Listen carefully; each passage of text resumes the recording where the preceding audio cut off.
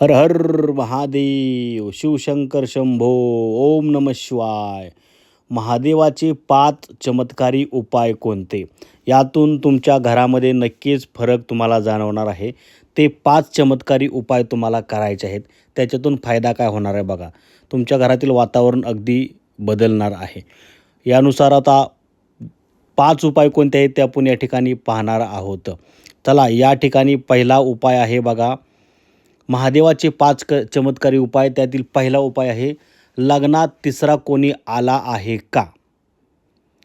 म्हणजे यासाठी काय करायचं आहे तुम्हाला, लग्नात जर तिसरा कोणी आला असेल, आडवा येत असेल, तर शिवपार्वतीचे मिलन ही एकत्र पूजा करायची आहे तुम्हाला. म्हणजे त्या पर्यायावरती तुम्हाला काय करायचं आहे, जर लग्नात तिसरा कोणी तुम्हाला आडवा येत असेल तुमच्या लग्नामध्ये, तर शिवपार्वतीचे मिलन म्हणजे ही एक एकत्र पूजा करायची आहे. ही पूजा तुम्हाला करायची आहे. ही पूजा केल्यानंतर तुमच्या घरामध्ये फरक तुम्हाला जाणवणार आहे. त्यानंतरचा दुसरा उपाय काय आहे, जर तुमच्या घरामध्ये मुलं तुमचं ऐकत नसतील, कडकड करत असतील किंवा तुमच्या आवाक्याच्या बाहेर जात असेल, यामुळे तुम्हाला त्रास होत असेल, तुमच्यावरती घरामध्ये भांडण्यासारखी होत असतील, भांडणं येत असतील शेजाऱ्याची, गावातील कोणाचीही, मुलं ऐकत नसतील तुमचं, तर काय उपाय करायचा आहे, तर त्याच्यावरती तुम्हाला गणेश चालीसा पठण सुरू करायचं आहे. गणेश चालीसा आपल्या चॅनलवरती आपण दिलेली आहे, ती तुम्ही दररोज जरी ऐकली तरी चालू शकते. गणेश चालीसाचं पठण श्रवण तुम्हाला करायचं आहे. हा झाला, यावरती उपाय तुम्हाला सांगितलेला आहे. दुसरी, आता त्यानंतरचा तिसरा पर्याय आहे, तिसरा उपाय आहे, संतती होत नाही तर काय करायचं आहे, तर या ठिकाणी कार्तिकेयाला खेळणं भेट द्यायची आहे. शिवशंकराचा मुलगा गणेश आणि कार्तिकेय याच्यामधील दुसरा मुलगा आहे. गणेश सर्वांना माहीत आहे, कार्तिकेय अनेकांना माहीत नाही. कार्तिकेयाच्या मंदिरात जाऊन तुम्हाला त्याला कोणतंही एक खेळणं देवाला अर्पण करायचं आहे, गिफ्ट द्यायचं आहे, किंवा ते गिफ्ट त्या कार्तिकेयाच्या मंदिरामध्ये तुम्हाला बांधायचं आहे, ठेवायचं आहे. हे एक पर्याय तुम्हाला करायचा. यानंतर तुम्हाला संतती होण्यामध्ये नक्कीच मदत होणार आहे.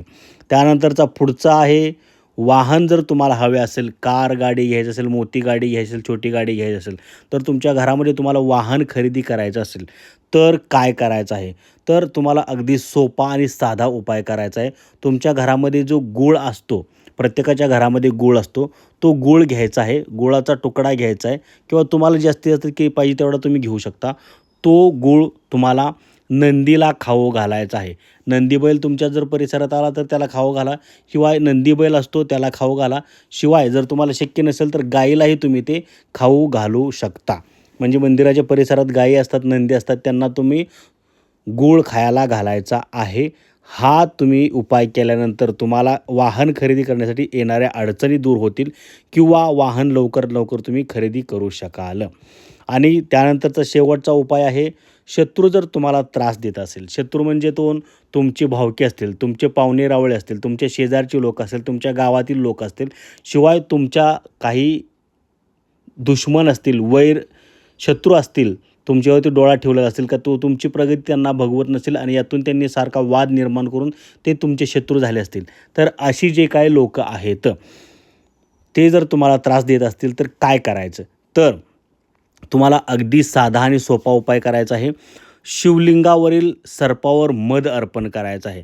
शिवलिंग असतं तुमच्या गावात, शहरात, मंदिरात जे असेल त्या ठिकाणी शिवलिंग असतील, आणि शिवलिंगावरती सर्प असा असतो बघा, त्याची मूर्ती असते, त्याच्यावरती जाऊन तुम्हाला मध अर्पण करायचं आहे.